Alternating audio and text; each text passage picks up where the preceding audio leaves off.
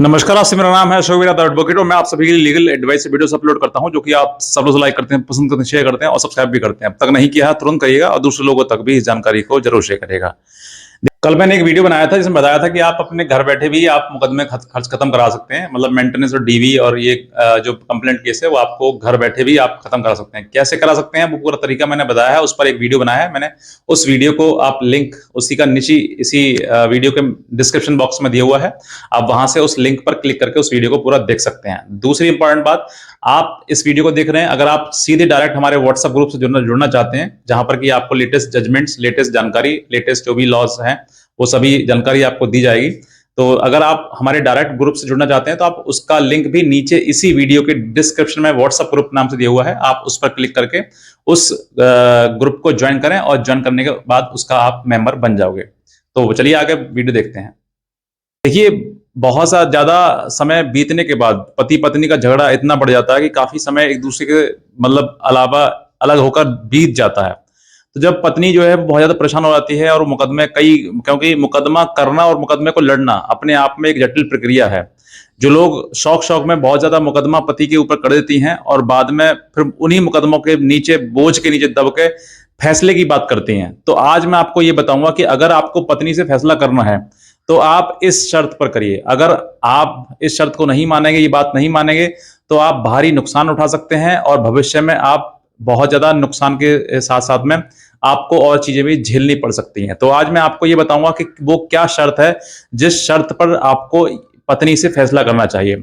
सबसे पहली बात, आपकी पत्नी अगर आज फैसले के लिए कह रही है तो आप समझ लीजिए कि कहीं ना कहीं आज उसकी ही परेशानी आ रही है, वही कहीं ना कहीं अटक रही है, इसी वजह से आपकी मुकदमे में आपसे फैसले की बात कर रही है वो। वरना उस आप सोचकर देखिए, जिस समय स्टार्टिंग उसने करी थी मुकदमा डालने के बाद, तो उसका कॉन्फिडेंस कितना हाई फाई था। आज उसको पता लगा होगा कि झूठ का मतलब झूठ ही होता है और झूठ कभी जीत नहीं सकता। आज न तो कल उसकी हार होनी है। तो पत्नी क्या करती है कि जब पहले उसने मुकदमे किए तो मुकदमे के बाद आपको पीड़ित किया, परेशान किया, तो वो वहां पर जीत गई, अब फैसले के नाम पे जीत जाएगी। तो आप ये समझिए कि उसका कहीं ना कहीं पॉइंट जो वीक हो रहा है और वो कहीं ना कहीं फंसने की कगार में है, इसी वजह से, या फिर वो आपको छोड़कर कहीं और शादी करना चाहती है, कहीं और अपना सेटलमेंट उसने कर लिया है इसीलिए वो आपको फैसला करना चाहती है, या फिर आपके साथ वो रहना चाहती है। तो कहीं ना कहीं चीजें आप समझिए कि अगर ऐसा समझौता संभव हो रहा है कि इसने बहुत सारे मुकदमे कर दिए हैं और मुकदमे के बाद अब फैसला हो रहा है, तो पहले फैसले में ये डिसाइड करें कि फैसला साथ रहने का हो रहा है या फिर अलग रहने का। अगर साथ रहने का हो रहा है तो आप स्वयं उसके जिम्मेदार हैं। स्वयं आप समझिए कि जिस पत्नी ने इतने झूठे झूठे मुकदमे दायर कर दिए हों, मुझे हर प्रकार से पीड़ित कर दिया हो, और मुझे ही नहीं बल्कि मेरे परिवार तक को भी पीड़ित कर दिया हो, और मेरी हालत ऐसी कर दी हो कि मुझे सिर्फ और सिर्फ आत्महत्या के सिवा कोई और रास्ता नजर ना आता हो, तो आप समझिए कि उस पत्नी के साथ आप रहना सही समझेंगे। ये आपका निर्णय है, मेरा नहीं। आप स्वयं समझदार हैं और आप समझ सकते हैं कि आपको साथ रहना है, रह सकते हैं भविष्य में या फिर नहीं रह सकते हैं। पता चली कि आज आपने समझौता रहने का कर लिया और कल को महीना 2 महीने साथ रहे और फिर उसके बाद वापस फिर पत्नी अपने मायके चली गई और फिर उसने मुकदमा तगड़ा वाला डाल दिया। तो ये आपको समझना है कि क्या साथ रहना संभव है, तो साथ रहने का फैसला करना है या फिर अलग रहने का। अगर साथ रहने का फैसला करना है तो ये आपके ऊपर निर्भर करता है, मैं इसमें आपको एडवाइस नहीं कर पाऊंगा। जो आपकी इच्छा करे वो आप कर सकते हैं। लेकिन अगर अलग होने का करना हो, और बात अलग मतलब आप सेपरेट रहिए और आप भी सेपरेट रहिए, दोनों के दोनों सेपरेट होना चाहते हैं, और फैसला की एवज में आपसे रकम मांगी जाती है, अगर रकम मांगी जाती है तो थोड़ा रुकिए, थोड़ा समझिए कि जिस समय पर इन मुकदमों का स्टार्टअप हुआ था, यानी कि जो मुकदमे आपके खिलाफ दायर किए गए थे, एक के बाद दूसरे के बाद तीसरा के बाद चौथा, इस तरीके के मुकदमे दायर किए गए थे, तो ये प्लानिंग जो आज पैसे मांगकर समझौता करने की बात की जा रही है, ये पूर्व में ही डिसाइड की जा चुकी थी। क्योंकि जितने ज्यादा मुकदमे उतना ज्यादा पैसा। ये आजकल एक स्कैम बन गया है, ठगी बन गई है कि पत्नी के द्वारा 50 मुकदमे डाल दिए जाएंगे पति के ऊपर, तो वो मरेगा या फिर बचेगा तो पैसा देगा, और मरेगा तो फिर कोई बात है ही नहीं। क्योंकि एक नहीं, हजारों लोग, हजारों पति जो है आज के टाइम में आत्महत्या कर रहे हैं, अपना जीवन त्याग रहे हैं। वो क्यों? क्योंकि कहीं ना कहीं पत्नी से इतना पीड़ित हैं कि बेहिसाब। उनके कानून में कहीं ना कहीं उनको रास्ता नजर नहीं आता है, क्योंकि कानून उनके पक्ष में कुछ बना नहीं है। एक सिर्फ मात्र एक सेक्शन 9 का मुकदमा बना हुआ है जो पत्नी के ऊपर कर सकता है, बाकी और कोई मुकदमा उसके एवज में या कानून में नहीं है। तो इसलिए वो ये सोचता है कि अपना जीवन त्याग देना चाहिए।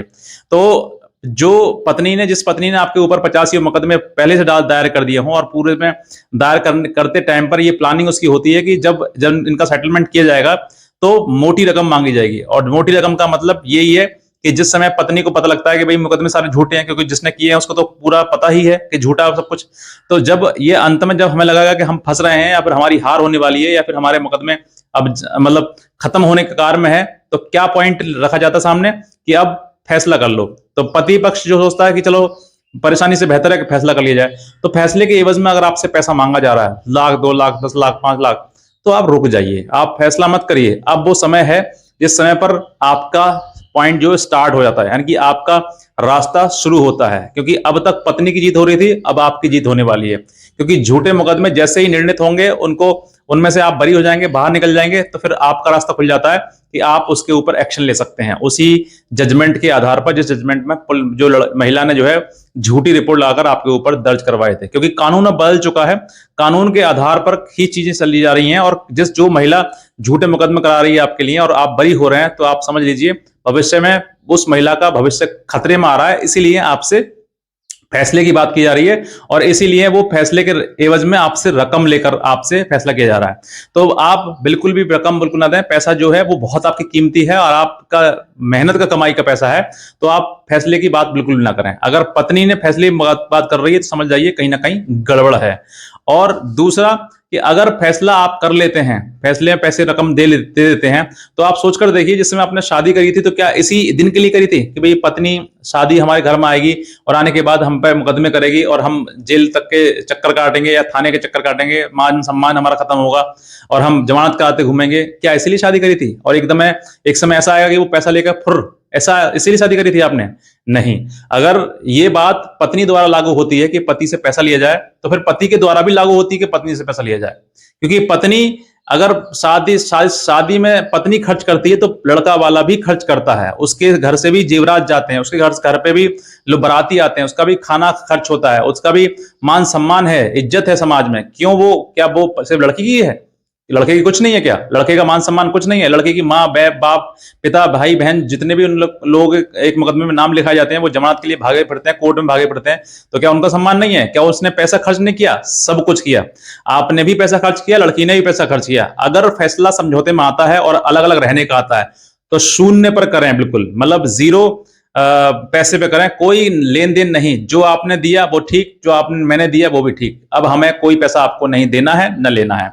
अगर आपको ये समझौता समझ में आता है तो आप समझौता के लिए राजी हों, अगर नहीं आता है तो बिल्कुल भी आप राजी ना हो। पैसा देकर समझौता करने का मतलब यह है कि आपने और ज्यादा अपने आप को दुख पैदा कर लिया और जो आपकी मेहनती कमाई थी वो कर ली, और साथ ही साथ में उस लड़की का और आपने मनोबल बढ़ा दिया कि वो लड़की 2-4 लड़कियों को और बताएगी कि बहुत बढ़िया है, शादी करो, फैसला करो, फैसले में मोटी रकम मांगो, पैसा देगा देगा देगा, नहीं देगा तो अपने आप जीवन खत्म कर लेगा और कहीं और सेटलमेंट हो जाएगा। तो ये चीजें आप ये समझिए कि ये स्कैम इस तरीके का है। तो इस तरीके के स्कैम में आपको कोई बढ़ावा नहीं देना है। जीवन पर्याप्त, आपके पूरे जीवन में आप लड़ेंगे ना तो इतना पैसा आज रकम उसमें फैसले मांगी जा रही है उतना कभी आपका खर्च होगा भी नहीं। बस ये है, थोड़ा धैर्य रखें, पेशेंस रखें, पेशेंस के आधार पर सब कुछ आपकी चीजें सॉल्व हो जाएंगी और 100% आप इस समस्या से बाहर निकल जाएंगे। क्योंकि जो महिला आज फैसले के लिए कह रही है ना, इसका मतलब वो कहीं ना कहीं फैसले के लिए तैयार है। अगर आप रकम दे दोगे तो रकम में ही वो बात खराब हो जाएगी, लेकिन अगर आप नहीं रकम दोगे तो आज ना तो कल वो शून्य पर, जीरो पर आ जाएगी आपसे फैसला करने के लिए। 1 रुपया भी आपको फैसले के समझौते के आधार पर नहीं देना है। ये मेरा आपके लिए एडवाइस थी, और अगर आपको अच्छी लगे तो आप शेयर जरूर करिएगा दूसरे लोगों तक, और दूसरे लोगों तक जरूर शेयर करें, और दूसरी जानकारी के लिए अगला वीडियो जरूर देखिएगा। बस इतना मैं कहना चाहूंगा। आज का वीडियो देखना आपसे बहुत धन्यवाद।